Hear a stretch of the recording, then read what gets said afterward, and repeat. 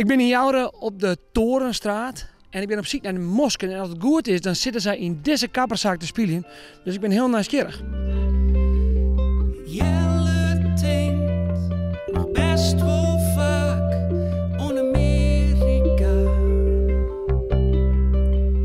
Sjoerd die moest zijn bakkenbaar nemen bijwerkje lid. Ik dacht, liever liks maar even een stukje repeteren. Oh, maar dit is een Sjoerd. Ja, ik ben Sjoerd. Hey Sjoerd, daar speel je op een ukulele, zag ik. Ja, onder andere ja.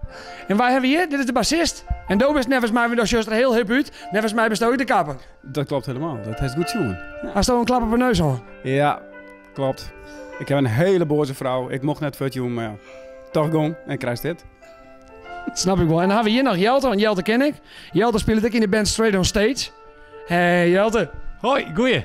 Dat is een mooie boskrol, jongen. Dankjewel. Ja, dat kon ik toch Ronald, hè? Die doet van die spel niet, dan kan ik weer naar huis. Per jaar die spel niet houden en dan is dat goed, hè? Dus dit is een soort van permanent. Nee. Ben gelukkig. Ik wist al wekken, hè? Dus dat valt wel. En waar is je drummer, Jelte? Wie? Inderdaad. Joop, zie je nog Joop. Hoe laat komt Joop? Wie? Ik ben eigenlijk nieuwsgierig naar wat voor nummer dat je hem speelt, jongen. Zoon van Adrie de Boer. Oké, en is dat je mijn eigen keus? Nee, dat is dus vregen. Wil je wat van de veske van Adrie de Boer en dan zoon. Maar daar ben ik wel heel blij mee, want dat is wel zijn dikke hit. En eigenlijk zijn leukste veske misschien wel. Maar ja, smaken verschillen. Dus nee, dikke prima, jongen. En koest dat nummer al?